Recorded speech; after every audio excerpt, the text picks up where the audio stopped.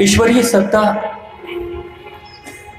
और इस पूरे ब्रह्मांड से अगर हमें कुछ भी प्राप्त करना है तो वो हमेशा मिलने के लिए तैयार है।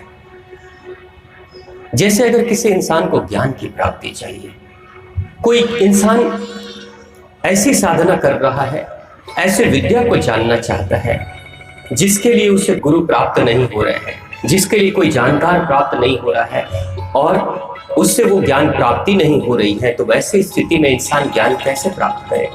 कैसे कालिदास जी महाराज को ज्ञान की प्राप्ति हो जाती है? कैसे उद्दत्त सत्यव्रत बनता है और परम ज्ञानी बन जाता है? आखिर इसके पीछे कारण क्या है? कैसे एकलव्य, जिसको तो द्रोणाचार्य ने मना कर दिया था कि मैं शिक्षा नहीं दूंगा, लेकिन उसके बाद भी एकलव्य को ज्ञान की प्राप्ति होती है और एकलव्य ऐसा परम तीरंदाज बनता है कि अर्जुन भी वैसे नहीं बन पाता है। यानी जो परम शिष्य थे द्रोणाचार्य के, वो भी उतने पारंगत नहीं हो पाते हैं जितना कि एकलव्य था। आखिर कारण क्या है? कहां से एकलव्य ने सीखा जबकि गुरु ने कुछ सिखाया ही नहीं? एक बड़ी अद्भुत स्थिति है जीवन में। एकलव्य जाता है और प्रतिमा बना देता है, एक मूर्ति बनाता है अपने गुरु का।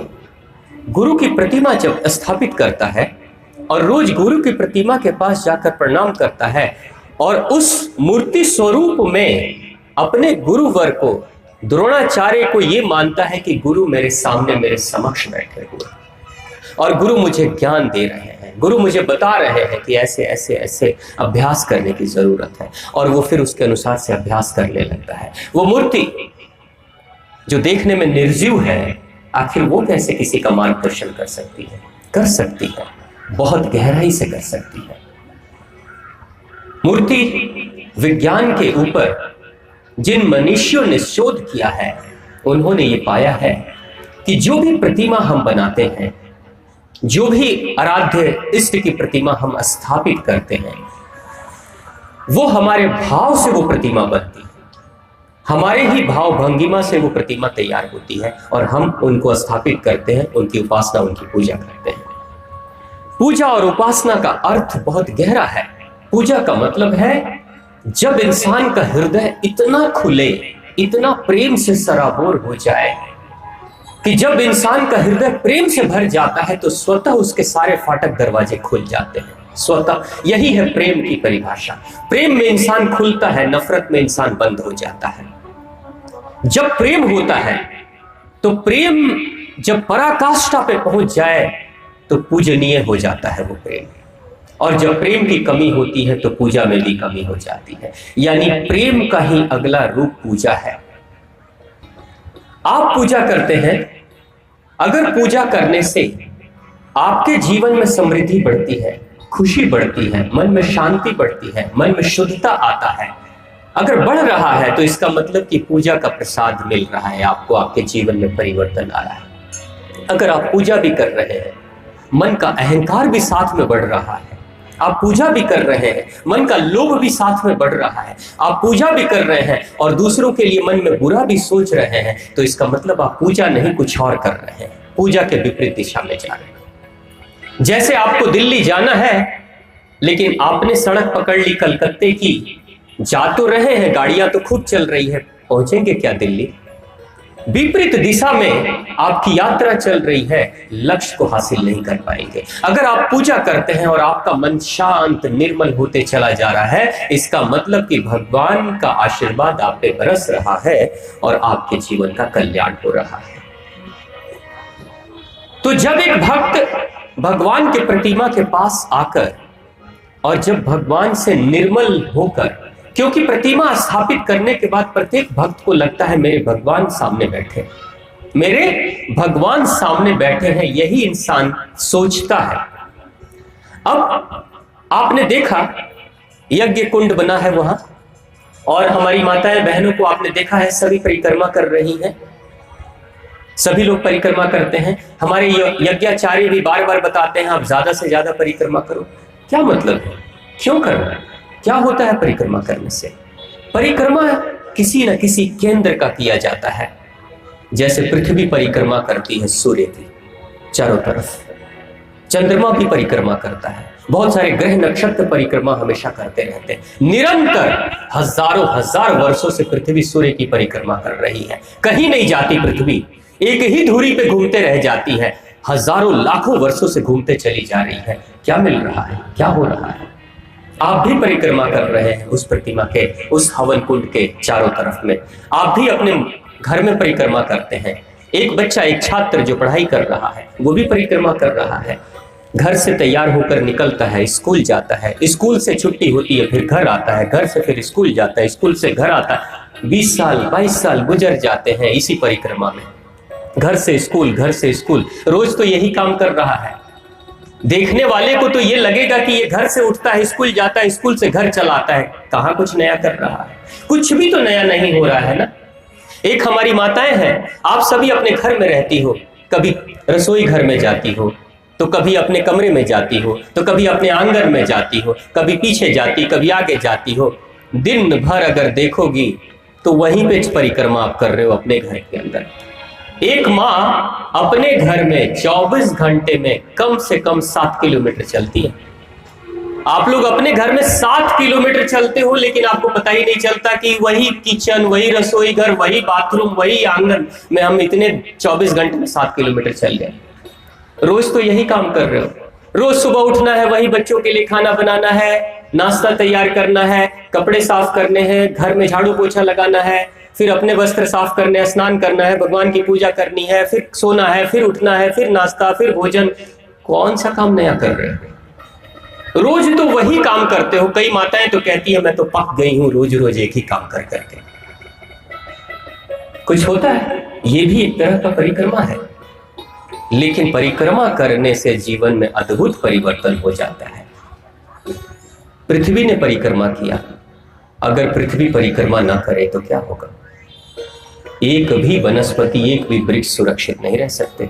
न दिन होगा, न रात होगी, न चंद्रमा निकलेगा और न अमावस्या, न पूर्णिमा, कुछ भी नहीं होगा। चंद्रमा परिक्रमा करना छोड़ दे तो चंद्रमा की जो अलग अलग गतियां होती है ना, वो सब बदल जाएंगी। परिक्रमा करने से जीवन में कल्याण होता है। बच्चा परिक्रमा कर रहा है, अपने स्कूल में जा रहा है और घर आ रहा है। 10 साल एक ही काम किया, एक ही स्कूल में गया, लेकिन जरा सोचिए तो, न स्कूल बदला, न घर बदला, मगर बच्चा जरूर बदल गया। बच्चा तो था नर्सरी में, उसने एडमिशन किया, शुरू की पढ़ाई, लेकिन निकल कर आएगा इंटरमीडिएट और ग्रेजुएशन करके। क्या नर्सरी में परिक्रमा करना शुरू किया था तो ग्रेजुएशन तक बुद्धि उतनी ही रही, उतना ही ज्ञान रहा कि कुछ बढ़ गया? सब बढ़ गया, सब बदल गया। न स्कूल बदला, न घर बदला, लेकिन बच्चा जरूर बदल गया। वो यज्ञ कुंड बदले न बदले, लेकिन परिक्रमा करने वाले लोग जरूर बदल जाते हैं। माला फेरना भी तो एक परिक्रमा है, वही माला ऊपर नीचे, लेकिन जब इन उंगलियों में माला फिरता है तो इस उंगलियों पे कुछ दबाव पड़ता है, दोनों आपस में मिलते हैं इस दबाव के कारण से, और ये जो मुद्रा होती है इसी को ज्ञान की मुद्रा कहते हैं। इसे ज्ञान की मुद्रा, जब ये दोनों उंगलियां मिलती हैं तो ज्ञान की प्राप्ति होती है। बार बार माला फेरते फेरते यहाँ पे दबाव और यहाँ दबाव, दोनों दबाव पड़ते पड़ते आपके ज्ञान के चक्षु खुलने लगते हैं और आप कुछ दिनों में ज्ञानी बन जाते हैं। जबकि माला तो वही है, माला में तो कोई परिवर्तन नहीं हुआ, उतने ही मोतियां उनमें है, उतना ही रुद्राक्ष है, उसमें कोई परिवर्तन नहीं हुआ, लेकिन माला फेरने वाले के जीवन में जरूर परिवर्तन हो जाता है। काम तो एक ही टाइप के कर रहे हैं, लेकिन हो जाता है। ये जो पूजा की पद्धतियां बनाई गई हैं उसके पीछे गहरा मर्म है। मर्म ये है कि परिक्रमा करो, चाहे माला फेरो, चाहे मूर्ति की पूजा करो, चाहे व्रत अनुष्ठान करो, लेकिन किसी न किसी बहाने अपने विचलित होते हुए मन को एकाग्र करो। इसके पीछे गहरा मर्म ये है। मन को रोको तो कहीं, रुकता ही नहीं, ये ठहरता ही नहीं। थोड़ी देर के लिए अगर मैं शांत हो जाऊं, बोलना बंद कर दूं, तुरंत मन आपका कहीं चला जाएगा, आप बैठे रहोगे यहीं पे। ये मन रुकता कहीं नहीं, इसको रोकने के लिए भी कुछ बहाना चाहिए। फिल्म हॉल में 3 घंटे बैठ सकते हो, न पैर दर्द करेगा, न पैर सुन्न होगा, न घर की याद आएगी। क्यों? क्योंकि पर्दे पे जाकर मन रुका हुआ है, चिपका हुआ है, तो शरीर रुका हुआ है। ये मन कभी रुकता ही नहीं, किसी का बहाना ढूंढता है। लेकिन बहाना हो तो क्या हो, अब दो तरह के बहाने इस दुनिया में हैं। मंदिर भी है, मदिरालय भी है, दोनों तरह के बहाने हैं। तो जो इंसान कल्याण करना चाहता है वो मंदिर में आकर अपना मन लगा देता है, और जो अपना नाश करना चाहता है वो दूसरे वाले में मन लगा देता है। वहां भी परिक्रमा चलता है, वो नाश की गति शुरू होती है और यहाँ कल्याण की गति शुरू होती है। ये परिक्रमा है। मन अगर एकाग्रचित हो जाए, एक जगह पर ठहर जाए, तो वहीं से साधना की शुरुआत हो जाती है। साधना का मतलब क्या है? मन को साधो। जो मन को साधा वही साधु है। मन रुकता कहां है? मन कहां किसी का रुका है? लेकिन जो मन को रोक लेता है वो कल्याण कर डालता है। तो मन को रोकने के बहाने हैं प्रतिमाएं, पूजा, अनुष्ठान, यज्ञ, माला जाप, व्रत करना, उपवास करना, ये मन को रोकने के बहाने हैं। और जब मन रुकता है कहीं एक जगह पे, आदमी ठहरता है एक जगह पे, तो कल्याण होता है। प्रतिमा कुछ करे ना करे, लेकिन जिस भक्त के हृदय में वो प्रेम जग जाता उस प्रतिमा से कि ये प्रतिमा मेरे लिए कुछ करेगी, भगवान मेरे लिए कुछ करेंगे, तो सच में कुछ होने लगेगा, सच में कुछ होने लगेगा। भगवान दत्तात्रेय के बहुत सारे गुरु हुआ करते थे। दत्तात्रेय ने बताया कि मेरे तो 24 गुरु, भगवान दत्तात्रेय ने कहा मेरे 24 गुरु हैं। अब जरा सोचिए, दत्तात्रेय के गुरुओं में कबूतर भी गुरु था। अब बताओ, कबूतर को कोई ज्ञान की प्राप्ति थी जो दत्तात्रेय को ज्ञान दे? दत्तात्रेय भगवान परम ज्ञानी, और कहां एक कबूतर, और वो भी गुरु है। तो कबूतर ने क्या किया? कबूतर ने कुछ नहीं किया। ये तो प्रेम था दत्तात्रेय के अंदर का कि ये भी मुझे कुछ सिखा सकता है, बस ज्ञान की प्राप्ति होने लगी। ये सिर्फ मानना कि मुझे अब ज्ञान मिल रहा है, ये सिर्फ सोचना कि मुझे ज्ञान मिल रहा है, तो ज्ञान प्रकट होने लगता है। सिर्फ ये मान लेना कि मुझे मिल रहा है। जैसे आप लोग याद करो, जब आप घर में जाते हो, माता जी से कहते हो मां भूख लग रही है, मां से सिर्फ इतना ही कह देते हो मां मुझे भूख लग रही है, मां चली जाती है। क्या दोबारा फिर कहते हो मां भूख लग रही है, मां भूख लग रही है, मां भूख लग रही है, ऐसा कहते हो क्या? आपको भरोसा हो जाता है कि मां को एक बार कह दिया ना भूख लग रही है तो मां खाना जरूर खिलाएगी। इस भरोसे के साथ आप इंतजार करते हो, थोड़ी देर के बाद खाना चला ही आता है। यही भरोसा काम करता है। यहां पे प्रतिमा के पास जितना ज्यादा प्रेम होगा, उस प्रतिमा से, उस मंदिर से आपको जितनी अथाह श्रद्धा होगी, उसके साथ में उतना ही जल्दी फल मिलेगा। और जितना ही डगमगाता हुआ विश्वास होगा, उतना ही कम फल मिलेगा। कालिदास को जब पत्नी ने मारा था तो मां की शरण में जाते हैं, दुनिया की शरण में नहीं, मां की शरण में कि मां मुझे जरूर देगी, समाधान निकालेगी। अंदर से जब अथाह प्रेम जगा था और विश्वास अटूट जगा था, तो जैसे एकलव्य को मिल गया था वो ज्ञान, उसी तरीके से कालिदास को भी मिल गया वो ज्ञान उसी प्रतिमा से। क्योंकि ज्ञान बिखरा हुआ है इस दुनिया में। याद करिए जरा, जब एक भी वेद नहीं थे, एक भी पुराण नहीं थे, कोई भी महाग्रंथ नहीं था इस दुनिया में, तो वेद कहां से प्रकट हुए? पुराण कहां से आए?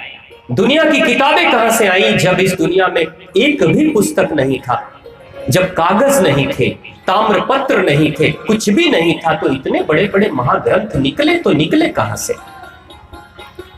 तक्षशिला में ज्योतिष विज्ञान था, भूगोल शास्त्र था, ग्रह नक्षत्रों की जानकारियां थी, आपके भविष्य, वर्तमान और भूत की सारी जानकारियां थी। वहां धरती के नीचे कौन सा वस्तु पड़ा हुआ है, तेल है, धातु है, सोना है, चांदी है, ये धरती के ऊपर बैठकर लोग बता देते थे कि इसके नीचे क्या है। ऐसी ऐसी विद्याएं थी। जब भारत में मुगल आए, अंग्रेज आए, तो उन्होंने सारी विद्याओं को तहस नहस कर दिया, आग लगा दिया था। नालंदा में जब आग लगी थी तो कहते हैं 6 महीने तक वहां का लाइब्रेरी जलते रह गया था। इतनी किताबें थी, लाखों लाख किताबें, वो सब जल गई। लेकिन उसके उन किताबों के आने से पहले वो ज्ञान कहाँ था? और आज वो किताबें जल गई तो वो ज्ञान कहाँ गया?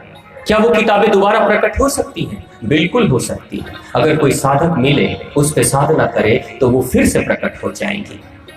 याद रखिएगा, दुनिया की कोई भी शक्ति किताबों को सिर्फ जला सकती है, लेकिन किताबों के आने वाले ज्ञान के स्रोत को मिटा नहीं सकती। ज्ञानी मर सकते हैं, ज्ञानी का शरीर मर सकता, ज्ञानी का ज्ञान कभी नहीं मरता है।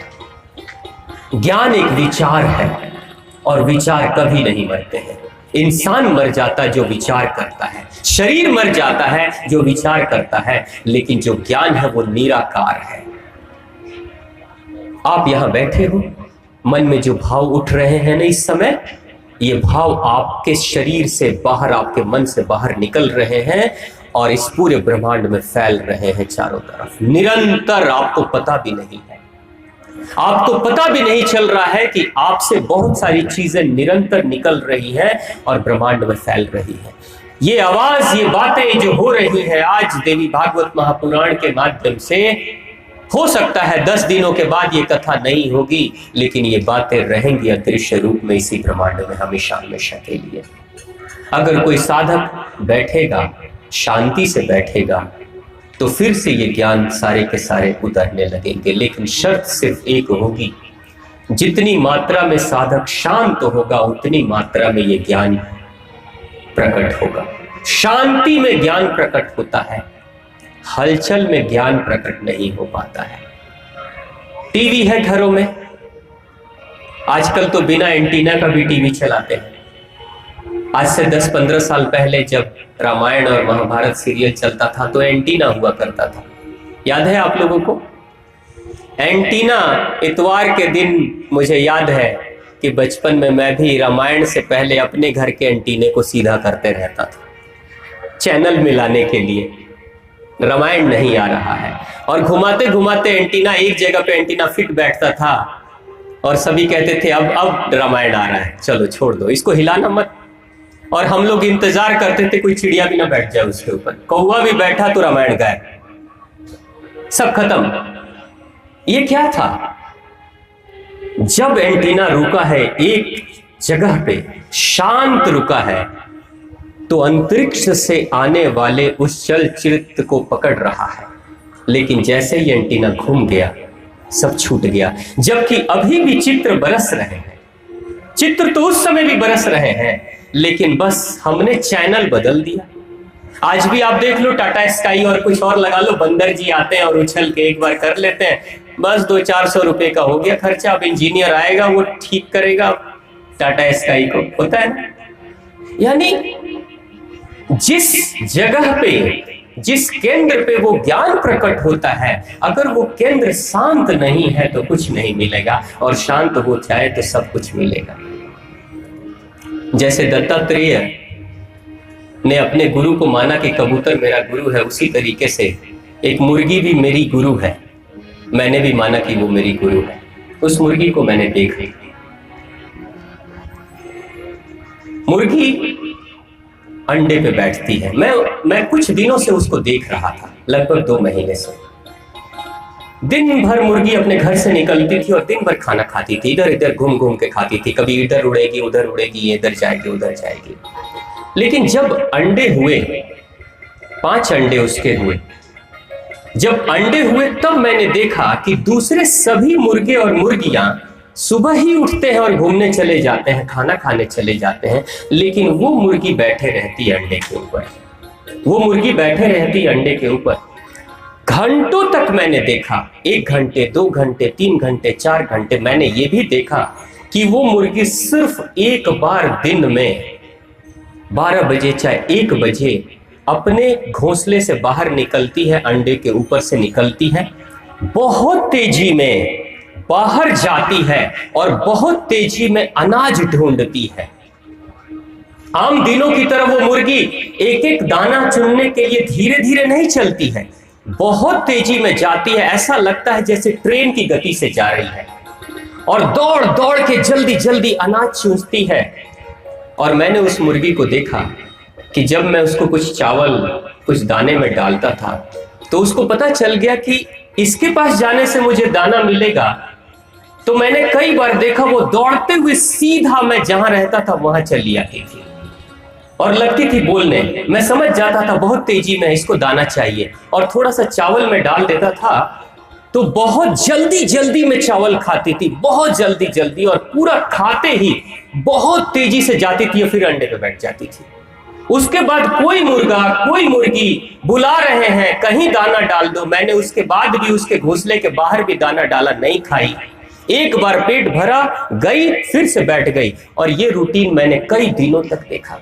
तब मुझे समझ में आया, देखो अंडे से चूजे को निकालना है, लेकिन शर्त एक है, तुम ठहरो तो, बैठो तो उसके ऊपर, रुको तो कहीं उसके ऊपर। जब तक वो रुकेगी नहीं तब तक उससे चूजे नहीं निकलेंगे। वो प्रेम से पोषण दे रही है, लेकिन आम दिनों की तरह नहीं कि चलो थोड़ा घूम भी लेते हैं, थोड़ा दोस्त यारों से भी मिल लेते हैं, और थोड़ा दाना भी खा लेते हैं, और फिर जाकर अपने दोस्तों से पूछ भी लेते हैं, सुनो भाई, उस मुर्गी को मैंने कभी नहीं देखा कि वो जाकर दूसरे मुर्गियों से पूछती है, सुनो मैं कुछ दिनों से अंडे पे बैठ रही हूं, चूजे निकलेंगे कि नहीं। किसी से नहीं पूछती, वो तो बस अपना खाना खाती है और फिर चले जाती है, किसी से नहीं पूछती, एकांत में फिर से जाकर बैठ जाती है, और कुछ दिनों के बाद मैंने देखा उसमें से चूजे भी निकल आए। लेकिन हम क्या करते हैं, हम अपने जीवन में कोई लक्ष्य निर्धारित करते हैं, और हर बार उस लक्ष्य पे काम करते हुए बीच में मन में जब दुविधा आता है, शक पैदा होता है, तो मित्रों से जाकर पूछते हैं, पढ़ाई तो कर रहा हूं, पास होऊंगा भी कि नहीं, पढ़ाई तो कर रहा हूं, पास होऊंगा भी कि नहीं।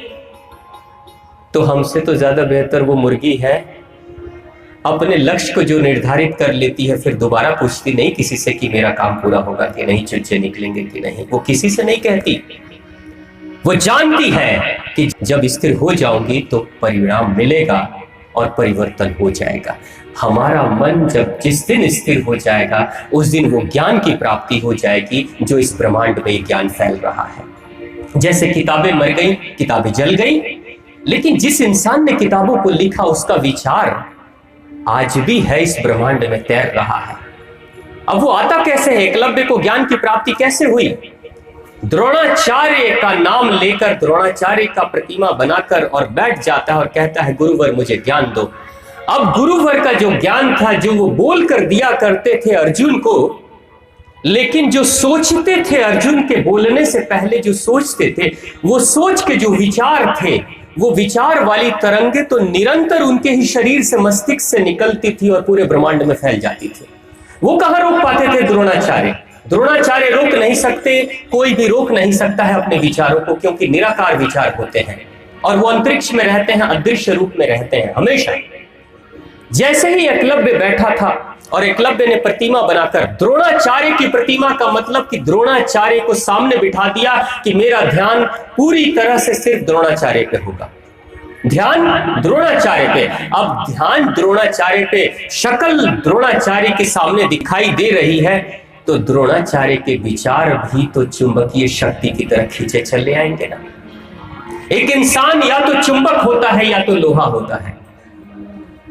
जब आप ज्ञानी हो, आपके पास ज्ञान है, और कोई शिष्य आपका आता है लोहा बनकर, तो स्वतः वो खींच लेता है, चुंबक से खींचा चला आता है। और अगर कोई और चुंबक है और आप लोहा हो, तो भी आप चुंबक के तरफ ही जाओगे। यानी लोहा खींचे या चुंबक खींचे, लेकिन मिलते हैं आपस में ही।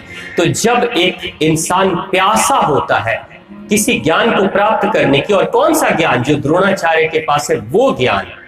जब एकलव्य ने सोच लिया मुझे वो चाहिए, बस उसी समय से वो अदृश्य अंतरिक्ष के तैरते हुए सभी ज्ञान रूपी विचार धीरे धीरे खींचे चले आए द्रोणाचार्य के उस न मानने वाले शिष्य के पास, और एकलव्य ज्ञान को अर्जित करता है और फिर अभ्यास करता है। जितना अभ्यास अर्जुन ने नहीं किया, उससे ज्यादा अभ्यास वो खुद करता है, क्योंकि अर्जुन को तो ये लगा था कि मेरे साथ तो गुरुवर है, लेकिन एकलव्य को तो लगा था मेरे साथ कोई नहीं है। गुरु का ज्ञान है, गुरु का आदेश है, गुरु ने कहा अभ्यास करो तो अभ्यास कर।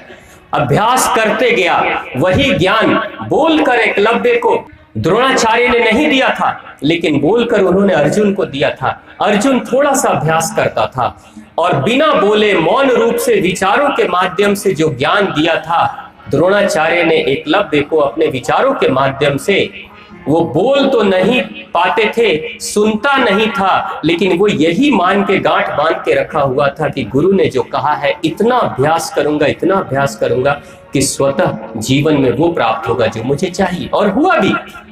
एक साधना की वो स्थिति थी जब कोई साधक हमारे साथ संत महात्मा बैठे हुए हैं, सबको पता है कि कभी एक विचार के साथ अगर आप वर्षों तक एक की साधना करते हो तो आपके अंदर शक्तियां स्वतः जागृत होने लगती हैं। ये सबने देखा, बच्चों ने भी देखा होगा।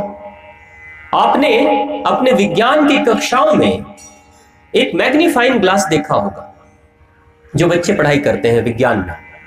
मैग्नीफाइंग ग्लास एक शीशा होता है, छोटे अक्षरों को बड़ा करके देख लेते हैं, देखा है ना? देखा है। लेकिन मैग्नीफाइंग ग्लास को अगर सूरज की किरणों में लाओ और पेपर रख दो, अखबार रख दो तो आग लग जाती है, लगती है, वो भी देखा होगा आपने। लेकिन दिन भर सूरज की किरणों में अखबार को रखे रहो, आग नहीं लगती है।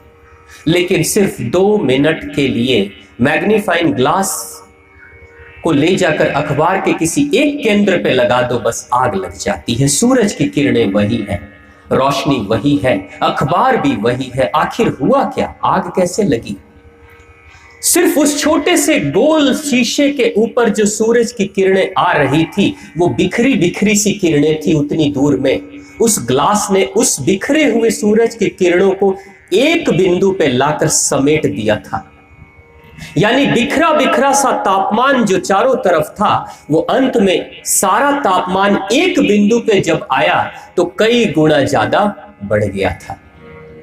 तो मैग्नीफाइंग ग्लास सिर्फ 2 मिनट रोक देते हैं एक बिंदु पे तो आग लग जाती, लेकिन 2 घंटे तक मैग्नीफाइंग ग्लास को हिलाते रहोगे, कभी कुछ होगा? आग नहीं लगेगी। ये साधना की वो स्थिति है।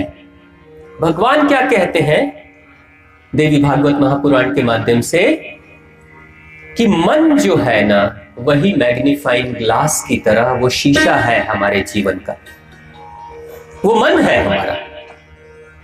जब कोई इंसान अपने मन को किसी एक बिंदु पे केंद्रित कर देता है, सिर्फ कुछ दिनों के लिए अगर केंद्रित कर दे तो उसे सिद्धियां प्राप्त हो जाती हैं। होता है ना? कहा जाता है कि 12 वर्ष अगर कोई साधक, सिर्फ 12 वर्ष अपने जीवन का एक दिशा में चिंतन करे, तन मन और वचन से एक दिशा में चिंतन करे, तो जिस क्षेत्र में वो साधना करेगा उसी में उसको सिद्धियां प्राप्त हो जाएगी। यानी इंसान के पास ये जितने भी चीजें हैं दुनिया की अदृश्य विद्या, वो सभी हासिल हो सकती अगर कोई इंसान उस मुर्गी की तरह एकांत में एकाग्रचित होकर एक जगह पे मन रोक कर बैठ जाए तो परिवर्तन होना शुरू हो जाएगा। लेकिन जो मन को हमेशा डगमगाते रहे, हिलाते डुलाते रहे, उसके जीवन में कभी कोई परिवर्तन नहीं होगा। बोलिए मां शक्ति, मां भवानी की, मां जगदम्बा, मां परम्बा की। हम भी अपने मन को शांत करें, एकाग्रचित करें, जहां जिस चीज में जिस काम में लगे हैं उस पे पूरा ध्यान लगा दें, जीवन में अद्भुत परिवर्तन आ जाएगा।